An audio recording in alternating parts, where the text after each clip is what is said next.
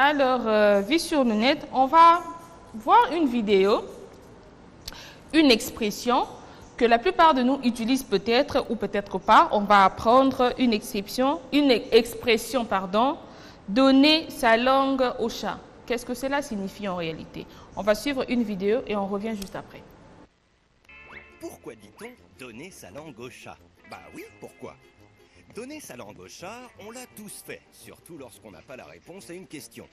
C'est une manière de dire qu'on abandonne une réflexion et qu'on attend la précieuse explication.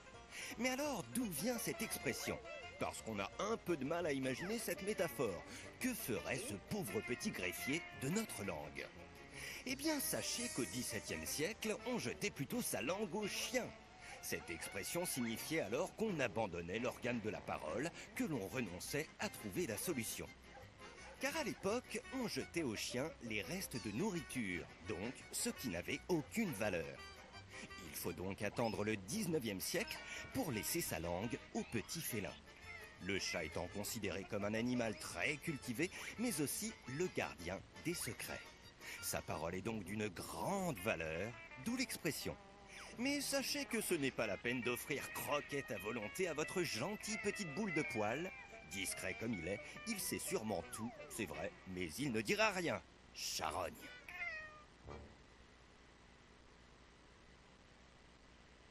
Mais il ne dira rien. On aime tous avoir ce genre de personnes autour de nous qui nous inspirent confiance. Et personne, on sait bien évidemment que quand on lui révèle quelque chose de confidentiel, de très personnel, de très discret, la personne donnera sa langue au chat. Donc, elle gardera secret. Mais autrefois, l'expression jeter sa langue, c'était pas jeter sa langue, donner sa langue au chat, mais c'était jeter sa langue au chien. Avant, ça avait un sens assez dévalorisant, car à l'époque, on jetait au chien les restes de la nourriture. On le connaît tous, on jette au chien, que ce soit les os. Et c'est comme ça que l'expression était. Et vu sa signification de valorisant, ça a changé au fil des années. Ce n'est plus de jeter sa langue au chien, mais plutôt donner sa langue au chat. Alors, cette transformation est venue au 19e siècle. Les chats, comme on l'a suivi lors de la vidéo, considérés comme gardiens de secrets, sa parole serait donc d'une valeur considérable. Et il paraît qu'il s'agit, en donnant sa langue au chat, de lui prêter la parole pour qu'il nous donne la réponse à une devinette ou encore pour qu'elle garde le secret ou faire preuve de sagesse.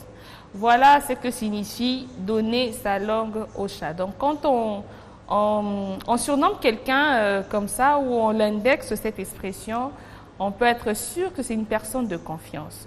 Je ne sais pas si vous utilisez cette expression dans votre vie courante ou ça sera une première fois pour vous de l'utiliser. À vous de faire le choix, mais pour nous, ça nous enrichit. Un peu de vocabulaire, un peu de mots de plus, un peu d'expression en surplus ne fait que nous enrichir. On va passer à une autre vidéo. On va voir comment on peut gérer les situations difficiles.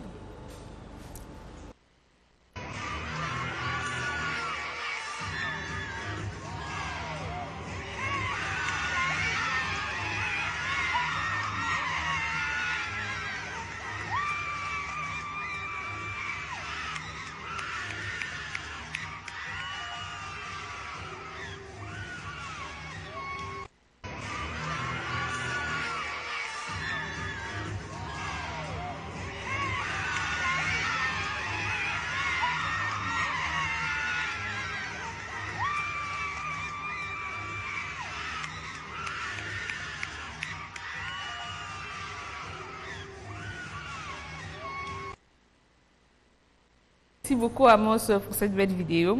On voit lors de la vidéo, si vous avez bien remarqué avec moi, que la fille, en plein défilé en public, elle a trébuché. C'est une situation très embarrassante. Mais la fille ne laisse pas cette situation la déstabiliser. Qu'est-ce qu'elle fait? elle prend cette situation qui est embarrassante, elle la transforme en une opportunité de danse. Pendant qu'elle défile, elle trébuche, mais elle continue à faire ce qu'elle a à faire avec confiance, avec beaucoup de lucidité. Ce qui est très important, elle a rebondi, elle a utilisé cette chute qu'elle a faite une occasion de faire quelques pas de danse, de démontrer quelques pas de danse, et ainsi elle reprend confiance en elle, elle poursuit sa route. C'est pas toujours évident pour nous de faire face à ces genres de choses ou d'avoir un état d'esprit assez positif aux difficultés qui se présenteront face à nous, mais trouvant en ces difficultés du challenge, des opportunités de faire plus, de faire mieux que ce qu'on avait prévu de faire. C'est vraiment mettre en avant un état d'esprit optimiste et positif, et ça c'est très bien pour faire face aux difficultés de la vie. Parce que la vie est faite des difficultés qui nous rendent forts, qui renforcent nos capacités, et c'est comme ça, plus on enchaîne les situations difficiles, plus on devient fort, plus on arrive à les gérer. Mais gérons-les avec confiance et dignité, comme on l'a vu lors de la vidéo. À moi, ça m'a fait beaucoup plaisir parce que on ne sait pas toujours à quoi s'attendre. Et alors, c'est préparer mentalement qu'on va être face à des situations qui vont nous embarrasser, par exemple. Comment réagir face à cela? Comment garder notre état d'esprit? Comment rebondir face à ce genre de situations? Alors, cette vidéo, ça sera vraiment un exemple, une leçon pour nous, pour savoir comment on va gérer les situations difficiles qui nous embarrassent avec confiance et un état d'esprit assez optimiste. Voilà, on va passer à une autre vidéo et on va en discuter juste après. Tu as 999 000 milliards. Plus 1 milliard, ça fait combien? 999 000 milliards plus 1 milliard. Avec 10 milliards. Non. Son milliard là, tu as son 999 000 plus 1 milliard. Donc ça va 10 milliards, on pourrait 10 milliards. Non. 10 000, ça va 10 199 milliards. 10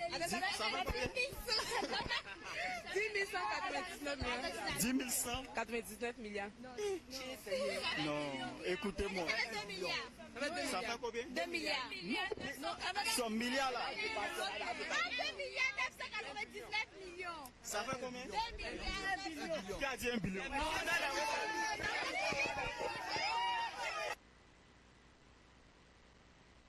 Quand il y a plusieurs zéros après un chiffre, ça devient compliqué de prononcer. Alors, lors de la vidéo, on voit 900 000 milliards plus 1 milliard. Font combien? En réalité, ça fait 1 quadrillion. C'est-à-dire, en réalité, ça sera 1 million milliard. Mais 1 million milliard ne se dit pas, alors ça sera 1 quadrillion. Ce qui revient à avoir 1 et 15 zéros juste en arrière, juste derrière des zéros. Donc 1 million milliard, c'est assez compliqué à dire et ça peut prêter confusion et on peut se perdre aussi parce qu'il y a tellement de zéros après, voilà, les filles n'ont même pas su quoi dire, tellement que c'était compliqué. On imagine quelqu'un avoir 1 quadrillion de dollars. C'est extrêmement riche, hein?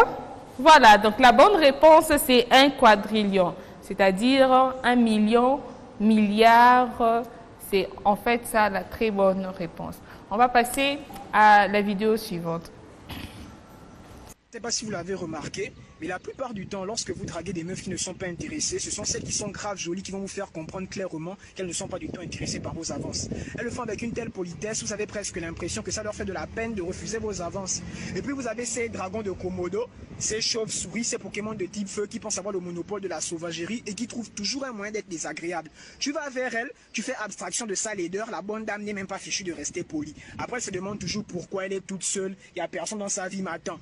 Quand le Seigneur, dans son infinie bonté, met quelqu'un sur ton chemin boueux et tu le repousses sauvagement comme ça, tu t'attends à quoi? Bah des cons, élevez la politesse et votre laideur sera abaissée. Je ne sais pas si vous l'avez remarqué, mais la plupart du temps, lorsque vous draguez des meufs qui ne sont pas intéressées, ce sont celles qui sont graves jolies qui vont vous faire comprendre clairement qu'elles ne sont pas du tout intéressées par vos avances. Elles le font avec une telle politesse, vous avez presque l'impression que ça leur fait de la peine de refuser vos avances. Et puis vous avez ces dragons de Komodo, ces chauves-souris, ces Pokémon de type feu qui pensent avoir le monopole de la sauvagerie et qui trouvent toujours un moyen d'être désagréables. Tu vas vers elles, tu fais abstraction de sa laideur, la bonne dame n'est même pas fichue de rester polie. Après, elle se demande toujours pourquoi elle est toute seule, il n'y a personne dans sa vie m'attend. Quand le Seigneur, dans son infinie bonté, met quelqu'un sur ton chemin boueux et tu le repousses sauvagement comme ça, tu t'attends à quoi? Bah des cons, élevez la politesse et votre laideur sera abaissée. Quelle agressivité, franchement. Il était très fourrasque, très en colère face à l'impolitesse que peut avoir une face pour démontrer son refus face aux avances d'un homme. Alors, comment une femme qui n'est pas intéressée face aux avances d'un homme peut-elle réagir? Le monsieur déplore que quelqu'un qui peut être laide, mais c'est trop fort ce qu'il a dit. La fille on fait abstraction, si je dois répéter ces mots, on fait abstraction de ta laideur, mais c'est toi qui as une bouche pour sortir de choses malveillantes en l'égard de personnes qui te font des avances. Alors, en tant que femme, on doit comprendre que la force de caractère n'est pas synonyme à l'impolitesse. Être forte de caractère n'est pas synonyme à l'impolitesse. Alors, quand on n'est pas intéressé par rapport aux avances qu'un homme, qu'un monsieur peut nous faire, comment est-ce qu'on peut réagir? Déjà, la première chose, on peut être direct tout en étant douce, donc parce que déjà, le respect est réciproque. Autant qu'on aimerait qu'on nous respecte, autant les autres aimeraient qu'on les respecte aussi. Donc, le respect devrait être mutuel, même si on discute d'un sujet qui crée de divergences, qui contrarie, qui frustre. On doit rester dans le respect et qui devrait être mutuel, même si les tensions montent. Alors, pour revenir au sujet, on peut être douce, dire clairement à la personne qu'on n'est pas intéressé, sans pour autant insulter la personne, sans pour autant rabaisser la personne. On peut être ferme tout en étant gentil. C'est possible. On peut aussi, ça dépend d'une personne à une autre, on peut aussi proposer l'amitié. Voilà, je ne veux pas utiliser le jeu. C'est très important. N'est pas indexer la personne, peut-être qu'on ne connaît pas ou on n'est pas intéressé. On ne va pas insulter le bonhomme. Hein? Respect aux hommes, on vous aime beaucoup, on vous respecte. Mais deux fois, exprimer son mécontentement avec respect, c'est possible. Alors, on peut proposer au bonhomme qui pourrait être en face de nous si on peut rester amis. C'est à lui de décider. S'il ne veut pas, il fait son chemin.